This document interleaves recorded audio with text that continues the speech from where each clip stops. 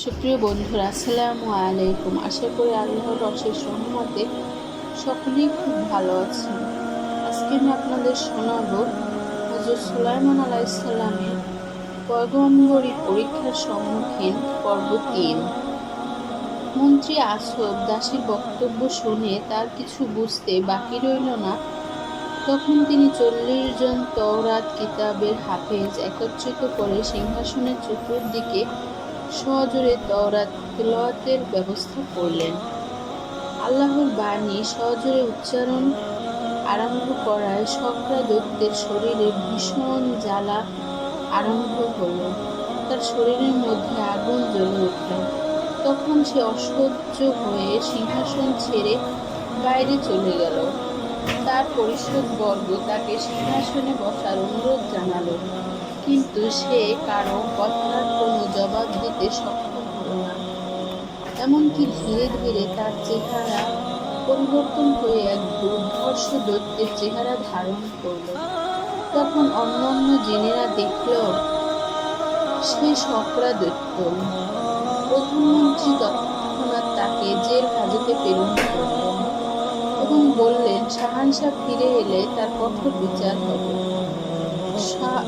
শকরাকে jail হাজতে প্রেরণের পূর্বে তাকে জিজ্ঞেস করা হলো, তুমি শাহানশাহর আংটি চুরি করে এ যাবৎ আংটি দৌলতে বাদশাহী করেছ, এখন সে আংটি কোথায়? শকরা বলল, আমি যখন দেখলাম আংটি আর ধরে রাখা আমার পক্ষে সম্ভব না,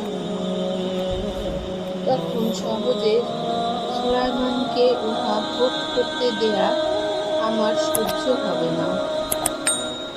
এ কথা ভেবে কিছুক্ষণ পূর্বে আংটিটা সমুদ্রে ফেলে দিয়েছি। প্রধানমন্ত্রী শকরার কথা শুনে বললেন, আংটি সমুদ্রে ফেলে দিলে কি হবে?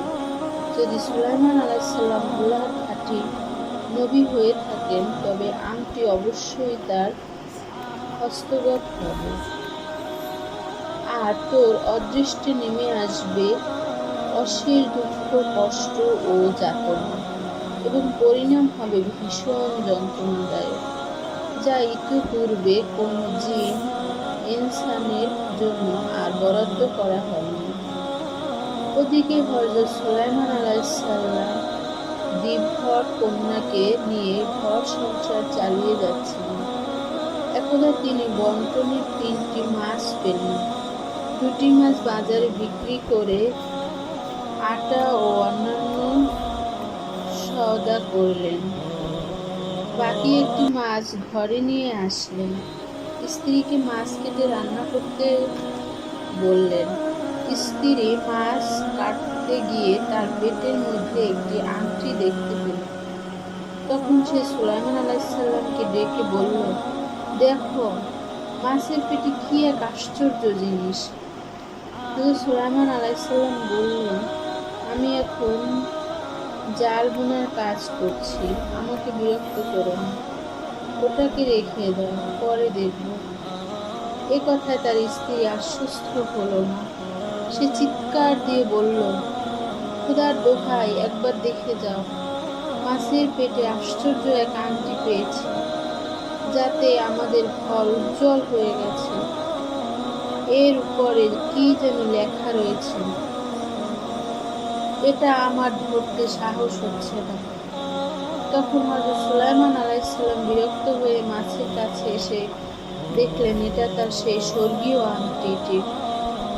তখন তিনি স্ত্রীকে বললেন, একটু অপেক্ষা করো। তিনি তড়িৎ গতিতে উজু করে ২ রাকাত নামাজ আদায় করে সেই আংটি তুলে হাতে পরলেন। হযরত সুলাইমান আলাইহিসসালাম হাতে আংটি পরার সাথে সাথে চতুর্দিক থেকে জিন, পরী, দৈত্য, দানবেরা এসে তাকে অভিবাদন জানালো। পশু পক্ষী এসে আনুগত্য প্রকাশ করল। বাতাস তার সিংহাসন বহন করে জেলে পাড়ায় নিয়ে আসলো। দেখতে দেখতে সেখানে হাজার হাজার জনতার ভিড় জমে গেল। এলাকাটি একটি শহরে পরিণত হল। সিংহাসনের উজ্জ্বলতায় সারা এলাকা পরিষ্কার হয়ে গেল। মুহূর্তের মধ্যে এক সমস্ত ঘটনা ঘটে গেল, যার মধ্যে ধীবর কন্যা মাছটি কেটে ধুয়ে আনতে পারল না। অবস্থা ও পরিস্থিতি দেখে সমস্ত জেলে পাড়ার মানুষ হতবাক হয়ে গেল। ভেবেচিন্তে কেউ কিছু স্থির করতে পারল না। হযরত সুলাইমান আলাইহিসসালাম তার শ্বশুরের দিকে সমস্ত আত্মীয় স্বজন পাড়া পড়শিকে সিংহাসনে এনে বসালেন এবং শাহীখানা দিয়ে আপ্যায়ন করলেন। এতে তারা আরো অধিক আশ্চর্যান্বিত হয়ে বলল, তাদের বিবেক বুদ্ধি অসাড় হয়ে গেল।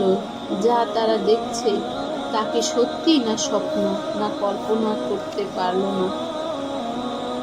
দেখতে দেখতে নিকটস্থ বাজার শহরের মানুষ এসে ভিড় জমালো। হযরত সুলাইমান আলাইহিসসালাম সকল মানুষকে ভুরি ভোজ দিয়ে আপ্যায়ন করলেন। কিছু লোক এসে হযরত সুলাইমান আলাইহিসসালামের নিকট তার দীনহীন অবস্থায় অত্র এলাকায় আগমনের কারণ জিজ্ঞেস করল এবং পরিচয় জানতে চাইল। তখন তার সিংহাসনের পরিষদবর্গের একজনে হযরত সুলাইমান আলাইহিসসালামের সমুদায় বৃত্তান্ত তাদের নিকট খুলে বলল। লোকজন হযরত সুলাইমান আলাইহিসসালামের নাম শুনেছে, কিন্তু তাকে কোনোদিন দেখেনি। এবার আকস্মিকভাবে তার দর্শন লাভ করল। আনন্দে আত্মহারা হয়ে গেল এবং তার নিকট দোয়া গ্রহণ ও সকল মুশকিল আসানের পরামর্শ গ্রহণ করতে আরম্ভ করল। হযরত সুলাইমান আলাইহিসসালাম এ জেলেপাড়াকে তার দ্বিতীয় রাজধানী বলে ঘোষণা দিলেন এবং অনতিবিলম্বে এখানে একটি শহর গড়ে তোলার নির্দেশ দিয়ে কতিপয় জিন কর্মকর্তাকে সেখানে মোতায়েন করে নিজের রাজধানী ফিরে যাবার প্রস্তুতি নিলেন। তিনি ধীবর কন্যাকে বললেন, তুমি একজন অদ্বিতীয় হিতাকাঙ্ক্ষী এবং অন্যতম সহযোগী। তুমি আমার সিংহাসনে আমার পাশে এসে বসো। তোমার যারা আত্মীয় স্বজন আছে সকলকে আমার সিংহাসনে এসে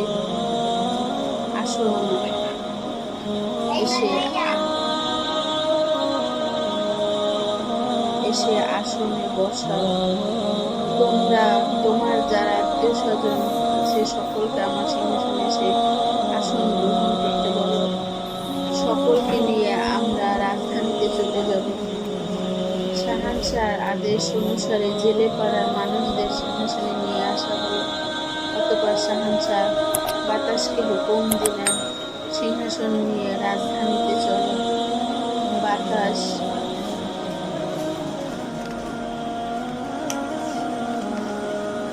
সিংহাসন নিয়ে শূন্যে উঠে গেল এবং ধীরে ধীরে পথ অতিক্রম করতে আরম্ভ করল।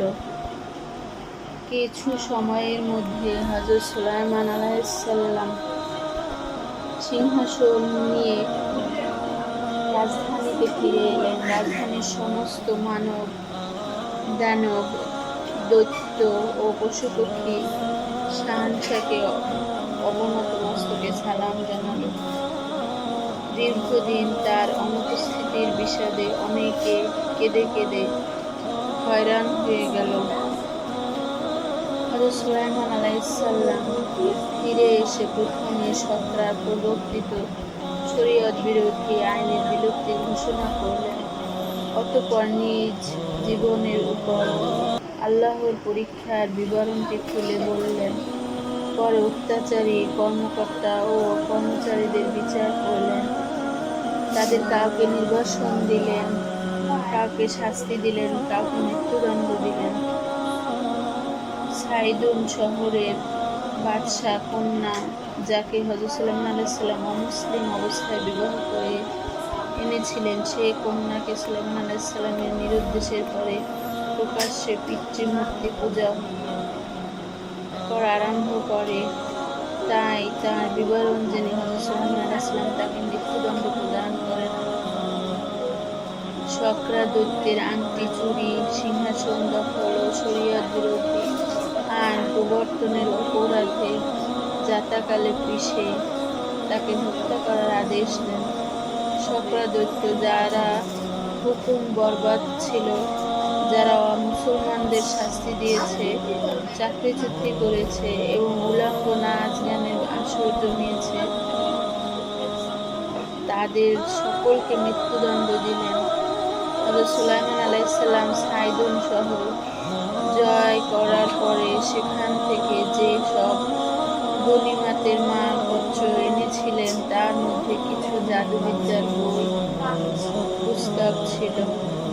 শকরা দৈত্য সে বই থেকে কিছু জাদুবিদ্যা অর্জন করে নিজ চেহারা পরিবর্তন করেছিল, যা আর অন্য কারো পক্ষে সম্ভব ছিল না।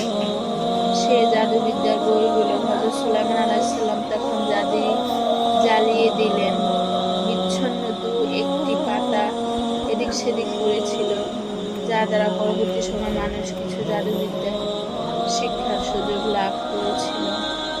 যদি ওই সময় তন্ন তন্ন করে খুঁজে সমুদ্রের পৃষ্ঠা নষ্ট করে দেয়া হতো, তাহলে পৃথিবীর থেকে জাদুবিদ্যা চিরদিনের জন্য মুছে যেত। হযরত সুলাইমান আলাইহিসসালাম রাজধানীতে ফিরে এসে খুব আনন্দিত হননি, যেমনি মহাবিপদে তিনি ঘাবড়ে যাননি। তিনি আনন্দিত হয়েছেন আল্লাহ তাআলার পক্ষ থেকে ক্ষমা লাভের সুসংবাদ পেয়ে। তাই তিনি পূর্বের ন্যায় কঠোরভাবে শরীয়ত প্রতিষ্ঠার দায়িত্ব নিয়ে রাজ্য পরিচালনা করতে আরম্ভ করলেন। বন্ধুরা, আমার ভিডিওটি আজ এ পর্যন্ত। সবাই শুনবেন, ইনশাআল্লাহ সবার ভালো লাগবে। মা বোনরা সতর্ক থেকে নামাজ পড়বেন, নতুবা আপনাদের নামাজ কবুল হবে না।